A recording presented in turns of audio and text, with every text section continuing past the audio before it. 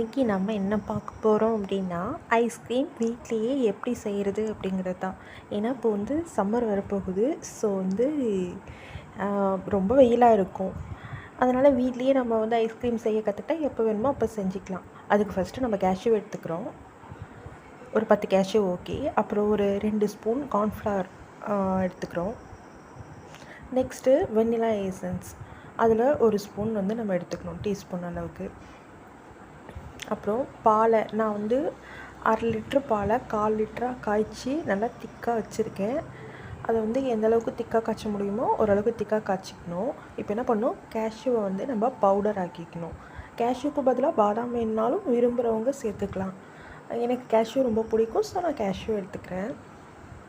அதுக்கப்புறம் கார்ன்ஃப்ளவர் மாவை கொஞ்சமாக தண்ணீர் விட்டு அந்த கட்டியெல்லாம் இல்லாமல் கரைகிற அளவுக்கு நம்ம கரைச்சி எடுத்துக்கணும். நல்லா கரைச்சி எடுத்துக்கலாம், அது ஈஸியாகவே கரைஞ்சிரும். இந்த அளவுக்கு இந்த பதத்துக்கு கரைச்சி எடுத்துக்கிட்டால் போதும். அப்புறம் வெண்ணிலா எசன்ஸ் இது வந்து நான் பிறந்ததுலேருந்தே எங்கள் வீட்டில் நாங்கள் யூஸ் பண்ணதே கிடையாது. இது வரைக்கும் ஒரு டைம் கூட யூஸ் பண்ணதில்லை. ஃபஸ்ட் டைம் வந்து யூஸ் பண்ணுறேன். பட் நான் கேக் செய்யும் போது கூட இதுக்கு பதிலாக ஏலக்காய் அந்த மாதிரி திங்ஸ் தான் யூஸ் பண்ணுவேன்.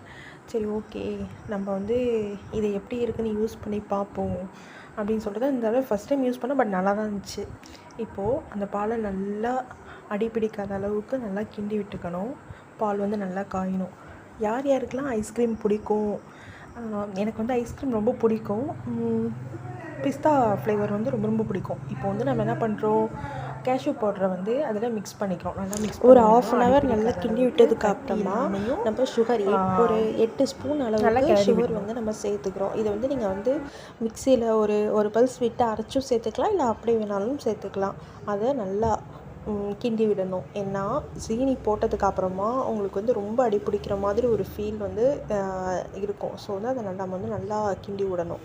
இப்போ உங்களுக்கு பார்த்தாலே தெரியும் எந்த அளவுக்கு அது பிடிச்சிருக்கு. கரண்டிலேயே வந்து நிறைய ஒட்டியிருக்கு. ஸோ வந்து நான் ஒரு ஸ்பூன் வச்சு தான் எடுத்து விட்டேன் எல்லாத்தையும். ஓரளவுக்கு நல்லாவே நம்ம வந்து கிண்டி விடணும்.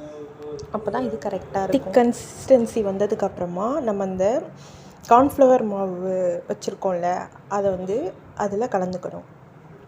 இப்போவும் நல்லா எந்த அளவுக்கு கட்டி பிடிக்காத அளவுக்கு கிளறி விடணும். கிளறு வந்து ரொம்ப முக்கியம். கட்டி பிடிச்சிச்சின்னா ஐஸ்கிரீம்லேயும் வந்து ரொம்ப கட்டியாக இருக்கும். அதனால் இப்போது நம்ம அந்த வெண்ணிலா எசன்ஸை சேர்த்துக்கணும். வெண்ணிலா எசன்ஸை சேர்த்து நம்ம வந்து நல்லா கிண்டி விட்டுக்கிட்டோம். இப்போது இந்த அளவுக்கு அதோட பதம் வந்து இந்த அளவுக்கு இருக்கணும். எப்படின்னா ஒரு க்ரீம் லெவலுக்கு உங்களுக்கு பார்த்தாலே தெரிஞ்சிருக்கும். நல்லா சுத்தமான தண்ணி இல்லாத ஈரப்பதம் இல்லாத பாத்திரமாக எடுத்துக்கிட்டு அதில் நம்ம வந்து மாற்றிக்கணும். ஏன்னா ஃப்ரீசரில் வைக்கிறதுக்காக ஒரு டிஃபன் பாக்ஸ் மாதிரி நம்ம எடுத்துக்கிறோம். டிஃபன் பாக்ஸ் மாதிரி இருந்தால் தான் நமக்கு கரெக்டாக அது ஃப்ரீஸும் ஆகும். ஸோ நம்ம இருந்தது எல்லாத்தையும் இது காற்று உள்ளே போகாத அளவுக்கு நல்லா டைட்டாக ஒரு மூடி போட்டு நல்லா மூடி நம்ம வந்து ஃப்ரீசரில் ஒரு 4 hours ஸ்டோர் பண்ண போகிறோம். அதுக்கப்புறமா எடுத்து பார்த்தோன்னா அந்த ஐஸ்கிரீமோட ஸ்மெல் ரொம்ப சூப்பராக இருந்துச்சு. ஐஸ்கிரீம் டேஸ்ட்டு வேறு லெவல், அவ்வளோ சூப்பராக இருந்துச்சு.